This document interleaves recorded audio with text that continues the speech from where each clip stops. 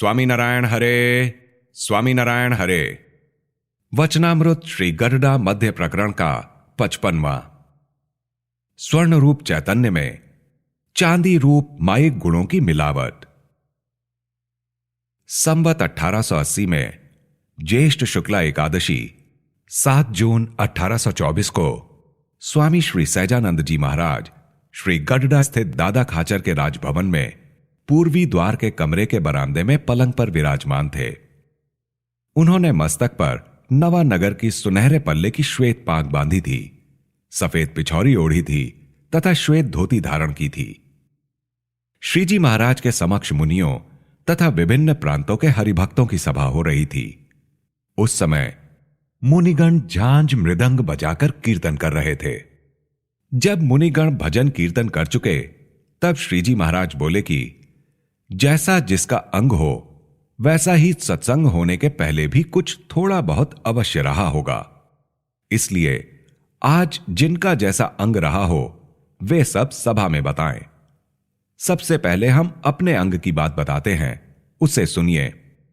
जब हमारी बाल्यावस्था थी तब भी हमें देव मंदिर में दर्शन के लिए जाना, कथा वार्ता सुनना, साधुओं का सत्संग करना, तीर्थ यात्रा करने जाना आदि बहुत प्रिय लगता था।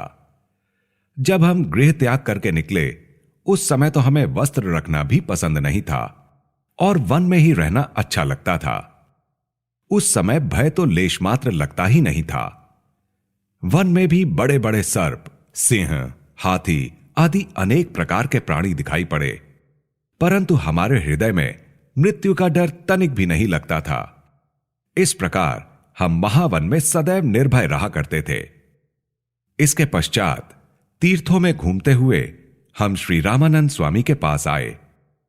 जब श्री रामानंद स्वामी अंतर्धान हुए तब सत्संग का हित करने की दृष्टि से हम सबसे हिल मिलकर रहने लगे, परंतु अंतःकरण में हमें अखंड रूप से यह विचार बना रहता है कि जब किसी मनुष्य को मृत्यु के समय भूमि पर लिटा दिया गया हो तब उस मनुष्य से सभी को निजी स्वार्थ की कामनाएं टल जाती हैं और उस मरणोन्मुख मनुष्य का भी मन संसार से उदास हो जाता है।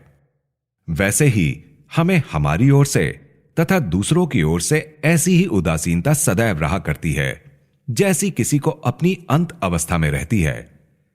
तथा जितने भी माइक पदार्थ मात्र हैं वे सभी नाशवान तथा तुच्छ दिखाई देते हैं, परंतु हमें ऐसा भेद नहीं दिखाई देता कि अमुक पदार्थ अच्छा है और अमुक पदार्थ खराब है। जितने भी माइक पदार्थ हैं वे सब एक समान ही दिखाई पड़ते हैं।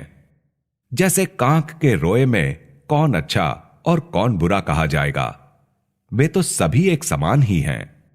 वैसे ही हमारे मन में सभी माइक पदार्थ एक समान ही प्रतीत होते हैं। हालांकि हम पदार्थों के विषय में कभी कभी यह अच्छा यह बुरा आदि अभिप्राय व्यक्त करते हैं, किंतु वह भगवान के भक्त को अच्छा लगे इसी कारण कहते हैं। यह अच्छा भोजन है, अच्छा वस्त्र है, अच्छा गहना है, अच्छा घर है, अच्छा घोड़ा है, ये सुंदर पुष्प हैं इत्यादि वचन भक्त का मन रखने की दृष्टि से ही कहते हैं।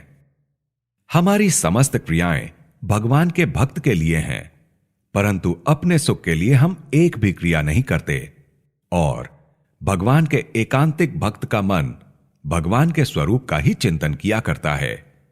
उसकी वाणी भगवान के यश का ही गान किया करती है।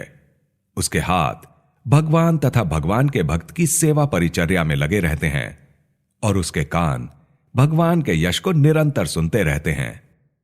ठीक उसी प्रकार हम जिन क्रियाओं को भगवान की भक्ति जानकर करते हैं वे क्रिया ही हुआ करती हैं। अतः सिवा भगवान की भक्ति के हमें अन्य सभी पदार्थों में उदासीनता ही बनी रहती है। जैसे कोई बड़ा राजा हो और उसका एक ही पुत्र हो और राजा की उम्र 60-70 वर्ष की हो चुकी हो। उन्हीं दिनों में यदि उस राजा का पुत्र मर जाए तो राजा का मन समस्त पदार्थों से पूर्णतः उदास हो जाएगा।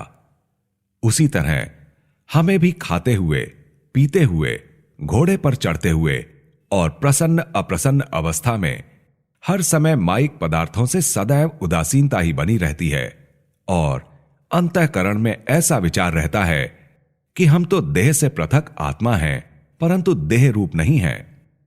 इसके साथ ही हमें यह विचार भी बना रहता है कि आत्मा में कभी माया जन्य रजोगुण एवं तमोगुण आदि का कुछ मायिक अंश शामिल ना हो जाए।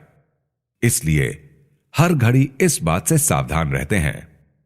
जैसे कोई 16.5 अंश वाला शुद्ध स्वर्ण लेकर सुनार की दुकान पर जाए, वहां उसकी नजर तनिक सी भी चूक गई तो सुनार उसमें से कुछ सोना निकालकर चांदी मिला देता है।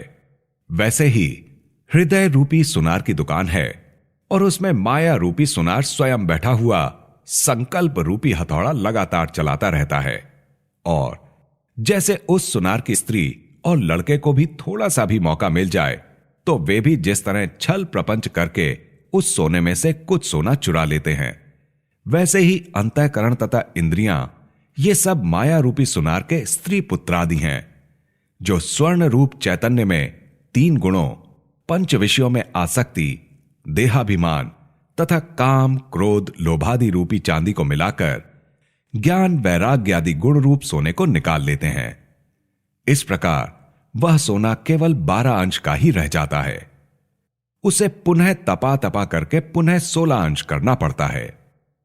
ठीक उसी तरह इस जीव में रजोगुण एवं तमोगुण रूपी जो चांदी मिली हुई है उसे पिघला कर निकाल देना, फिर एक स्वर्ण रूपी आत्मा ही रहे, लेकिन उसमें अन्य किसी प्रकार के मायिक गुणों की मिलावट कुछ ना रह पाए।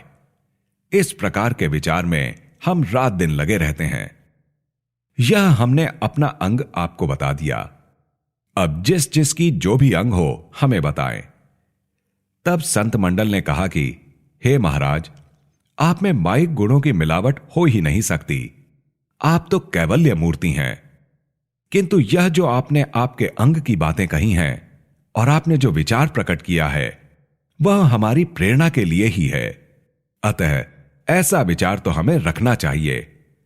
इसके पश्चात श्रीजी महाराज जय सच्चिदानंद कहकर अपने निवास स्थान में पधारे। इति वचनामृतम। इस प्रकार से श्री गडडा मध्य प्रकरण का 55वां वचनामृत पूर्ण हुआ।